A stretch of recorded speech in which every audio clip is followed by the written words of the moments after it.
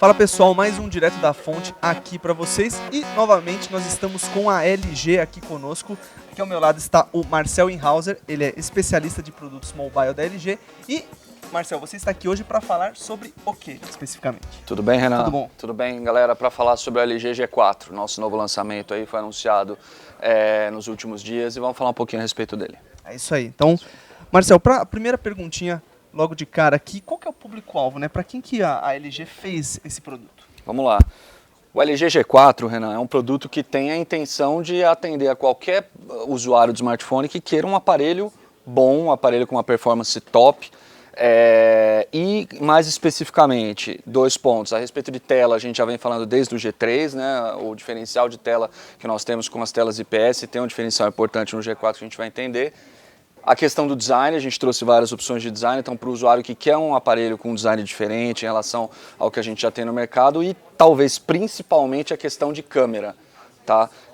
A gente traz uma performance muito forte de câmera, com especificações, aí, configurações dignas de uma câmera semi-profissional em alguns casos. E é isso, é para um usuário que queira um smartphone bom, com foco em design, tela e câmera. Entendi. As configurações que foram apresentadas lá no lançamento nos Estados Unidos, elas vão ser as mesmas quando chegar aqui no Brasil, né? Quando chegar o G4 aqui no Brasil, ou teremos algumas mudanças? Em termos de especificações, configurações do produto em si, serão exatamente as mesmas. Tá? A gente vai trabalhar com um produto com a mesma especificação global aqui no Brasil. Entendi. Sobre o processador, a gente sabe, né, que toda a configuração dele aí é um produto topo de linha, então Sim.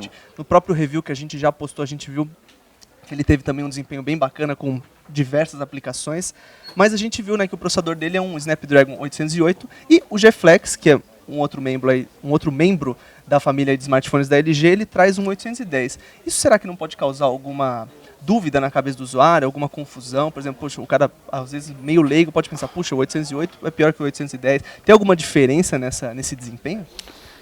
Renan, são produtos, eu diria que com propósitos diferentes. A gente tem até o Roberto da Qualcomm que pode falar um pouco mais aprofundadamente nesse sentido, mas de uma forma breve. O G-Flex 2 foi projetado em torno do Snapdragon 810 para ser um produto com um foco muito forte na parte gráfica. A solução octa-core ali, ela tem um foco muito forte no 810. O 808, enquanto não perde praticamente em termos de processamento para multitarefas, o que eu quero dizer com isso? Para o dia a dia do usuário, a gente não fica jogando o dia inteiro, podemos até ficar uma boa parte do dia. Mas o nosso dia a dia, ele distribui as tarefas de uma forma bastante variada no processamento do smartphone em si. Então o 808 do G4, resumo, ele atende muito bem a necessidade do usuário, qualquer usuário, que vai usar um monte de coisas durante o dia e, mais importante, priorizando muito a questão da bateria, porque pelo fato de ser um processador hexa-core, ele vai alternar ali entre uma unidade de processamento quad e uma dual. Então a gente também teve um pensamento muito forte de maximizar o quanto fosse possível o uso em termos de duração de bateria para o usuário. Bom, então Marcelo, eu vou chamar agora o Roberto, que é da Qualcomm, ele vai explicar um pouquinho mais sobre o processador do G4, que é o Snapdragon 808. Para começo de conversa, do ponto de vista de semicondutor, é o que há de mais avançada tecnologia, 20 nanômetros. As gerações anteriores estavam 28, 45 e as mais antigas. Uma vez que você vai para o que há de mais avançado em semicondutor, as possibilidades se abrem para implementar coisas novas. E daí? E o que eu levo nisso eu como usuário? As coisas vêm escondidas atrás disso. Como você diminuiu o tamanho do espaço ocupado pelo silício no quadradinho lá dentro que é o chip, você começa a colocar mais coisa dentro. Então o 808 já traz suporte para 4K, a GPU, a família Adreno foi para a próxima geração, já tem os DSPs, os processadores digitais de sinal que estão dentro do 808 também próxima geração. Você tem o Modo LTE mais novo que tem. Todos esses 8 têm um conjunto de funções que funciona muito bem junto. Entre elas, o 808 ele tem 6 cores, né? 2 mais potentes, A57, e 4 A53 dos menos potentes, porque você consegue fazer um equilíbrio de forças e processos de forma a consumir menos energia. Para o usuário final, fala, pô, coisa complicada, mas se você for curioso, você vai brincar com o celular e perceber que dependendo das atividades que ele está fazendo, ele pode estar usando os 4 cores, os 2 cores e esse gerenciamento que permite dar uma performance bem legal. Você aproveita toda essa tecnologia de semicondutores nova, que é mais avançada, e ao mesmo tempo tem uma performance legal, consome bateria não mais do que o necessário, e é isso que está acontecendo, né? 808 está trazendo tudo isso. E bom, aproveitando que a gente já citou aqui, né, o G-Flex 2, ele seria, né, o G4 seria um concorrente direto do G-Flex 2? Podemos colocar que não, até porque, Renan, o G-Flex 2, assim como o pai dele, o primeiro G-Flex, são produtos com um foco muito forte em design, para o usuário especificamente que quer um design muito diferente, que é um produto com uma cara muito diferente, um design bem particular. Tanto o primeiro G-Flex quanto o G-Flex 2 não são produtos que a LG colocou no mercado de uma forma massificada, em grande volume, não são. Tá, são produtos que têm canais específicos, porque é um público específico. O G4 não concorre com o G-Flex 2 porque ele é o nosso top de linha, é o nosso novo flagship, vai estar aí no mercado inteiro, então a gente acredita que são produtos que cada um tem a sua identidade bem delineada. Ok. Tá? Bom, comentei no comecinho do vídeo, né, que a gente já fez o review sobre o aparelho, a gente gostou bastante. Isso. E um dos principais destaques que você também já citou é a câmera. Então eu queria câmera. que você citasse aí um pouquinho, falasse um pouquinho dela, os principais recursos, falasse aí bem aí da câmera, aí, o que ela tem de bacana para oferecer para o usuário. Joia. Não preciso nem dizer, o usuário que está assistindo a gente, muito provavelmente tem a câmera do seu smartphone como uma parte importante do seu dia a dia. A gente tem pesquisas que mostram que isso cada vez mais tem assumido uma importância para o usuário. E com o G4, a ideia foi justamente o que você colocou, trazer uma experiência diferente de câmera para o consumidor. Para uma boa parte das pessoas, dos usuários de uma forma geral, eu quero tirar uma foto bacana, quero fazer um vídeo legal. Então a gente tem aqui os modos simples e o modo básico, com as características básicas aqui, as configurações básicas, em que tudo é bastante automatizado, até pela questão do foco laser, que a gente já traz desde o G3, está presente no G4 também. Mas tem uma parcela crescente de usuários que gostam e entendem de fotografia, filmagem, etc. E eles querem configurar, sabem configurar coisas como temperatura da cor, ajuste de branco em Kelvin, tempo de exposição, velocidade do obturador e muitas outras coisas que inclusive fazem parte de câmeras DSLR, né, semi-profissionais ou profissionais. Então, assim como a gente tem o modo básico, a gente tem o que a gente chama no G4 de modo manual, em que você pode configurar tudo isso. Você tem aqui, por exemplo, o foco manual, em que você pode fazer a focagem de forma manual, colocar o foco onde você quiser. Você tem um balanço de branco, não através de presets, isto é, incandescente, nublado, luz do sol e tudo mais. Você pode determinar isso aqui em Kelvin, ou mais puxado para o azulado, ou mais puxado para o avermelhado. Você tem também a possibilidade de ajustar a compensação de exposição para lidar aí com diferentes situações de iluminação. Você pode configurar o ISO, tá? A sensibilidade à luz, você vai configurar o quanto de luz você deixa entrar dentro do sensor da câmera. Você tem aqui a velocidade do obturador, tá? Desde pouquíssimo aqui, não sei se essa é a palavra correta, sexamilésimo, 6.000, um segundo dividido em 6.000. E aqui é uma abertura muito forte do obturador, até 30 segundos com ele aberto, para você tirar aquelas fotos, por exemplo, que a gente chama de light trail, né? Exato. Você tira aquela foto à noite em que o farol do carro fica parecendo um caminho. Assim, desenho, assim, né? Isso mesmo. Tá? E para finalizar, a gente tem aqui o que a gente chama de exposure lock, né? Que você tranca aqui, bloqueia as configurações que você fez e as automatiza também. E além do fato, Renan, de que você pode salvar suas fotos em formato RAW, né, que são arquivos bem maiores e que quando você vai editar esses arquivos, por exemplo, no Photoshop ou em algum editor de imagem, você tem muito mais informação para poder trabalhar. Entre várias outras coisas, não quero tornar o vídeo aqui meia hora porque o pessoal vai cansar, mas resumo de tudo isso, a gente quis trazer para o G4 uma experiência de câmera digna aí de câmeras semi-profissionais, para não dizer profissionais.